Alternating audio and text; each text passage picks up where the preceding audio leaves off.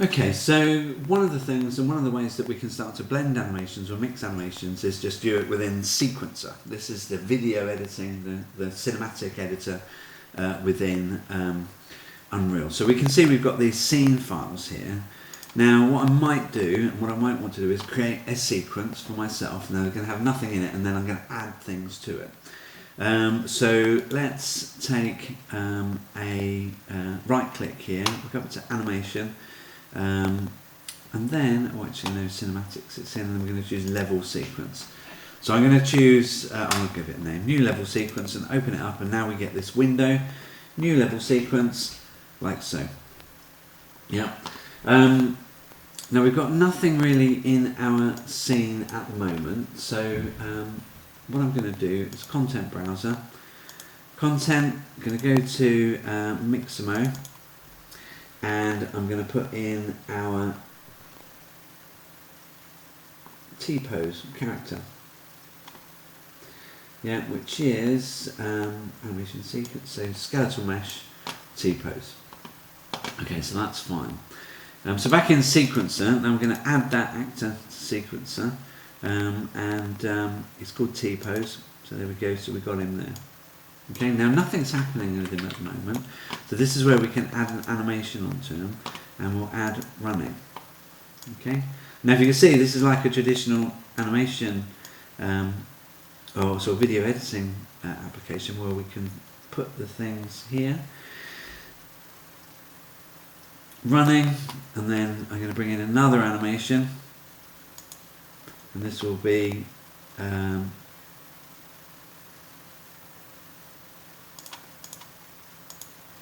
I didn't bring them in. Let's import. We want running slide. Yeah, we don't want the skeletal mesh. Oh, sorry, we don't want the mesh. We're going to use the T-pose skeleton. Import. Okay, so we've got a new one, running slide, sequencer, add, running slide. Yeah, so now we've got that. Now, so running slide is here. I'll just literally bring it to the end so that we transition. But look, we've got a problem here. Yeah, things don't match. We go back, and then the slide is playing from here. Yeah.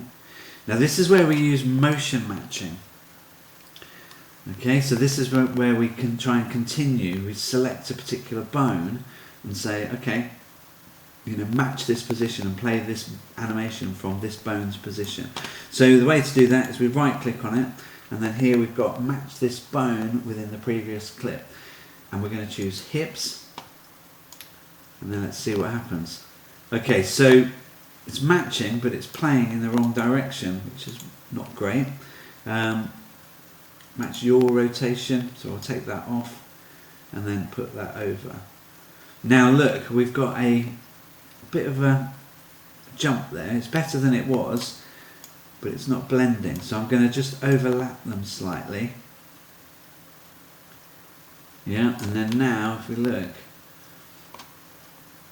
if we press play,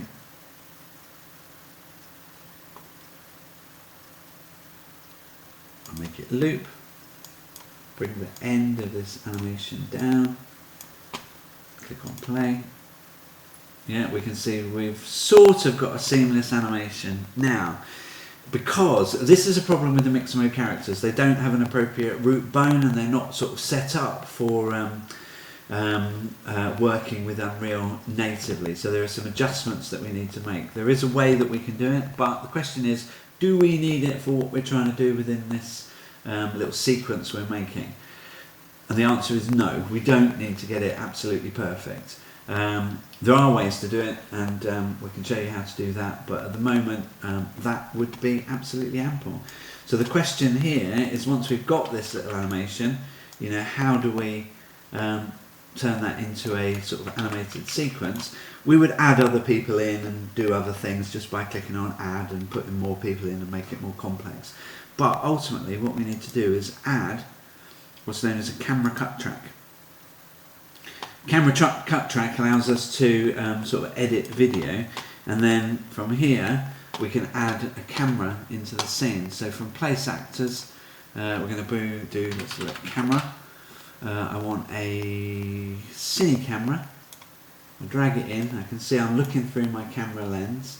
I'm actually going to turn and have my whole viewport looking through the camera end. So I want the cinematic viewport, and I want to look through the cine camera.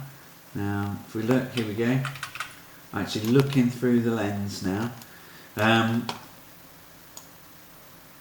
So running and sliding. Let's adjust it in position.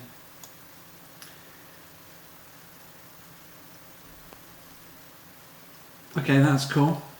I might say that's great. Now over here on the details panel with the cine camera actor selected, let's set up some parameters for this shot. Let's give a look. We want film back's okay, 16:9, that's great. Lens settings, let's have a 50mm prime, bring that back. Yeah, that'll do. Cropping, let's crop it to 239, cinema scope, nice aspect ratio, so that's cool. And then we want to adjust the focus. Now we've got this big focus plane here, so we'll put the debug focus plane in, bring the focus plane right down, manual focus distance. Okay, let's right, here we go. So I'm sliding the plane backwards. Okay, we want it around here so it intersects with our characters, so that's totally in focus at that point. And then maybe going slightly blurred out here, so blurred coming in, maybe we'll put it there. Yeah, so I'll put the plane further away. There we go. So at that point it's completely in focus. I could play around with my f-stops and my settings to get it a lot more in focus all the time, but I know that it's perfectly in focus at that point. Okay, so then now we want to add our camera to the camera cuts track. So I click on this plus here, new binding, cine camera actor, and now I'm doing that shot, yeah, for that length of sequence. I can extend it out, and there we go. That's my shot. Now I could transform and animate the camera, that's fine, you can play around with the keyframes here, but if we wanted to export that out, I would just click on this button here, render this movie to a video. I'd keep it all on the defaults, maybe I'd whack up that, put that on. I wouldn't worry about all of that because we would run this through the movie encoder from Adobe Media Encoder, and convert it to an MP4 later. So we just capture movie, save everything, then it will create a movie. It will say open capture. We can open up the folder, have a look at it. What do we got? There you go, that's our movie playing.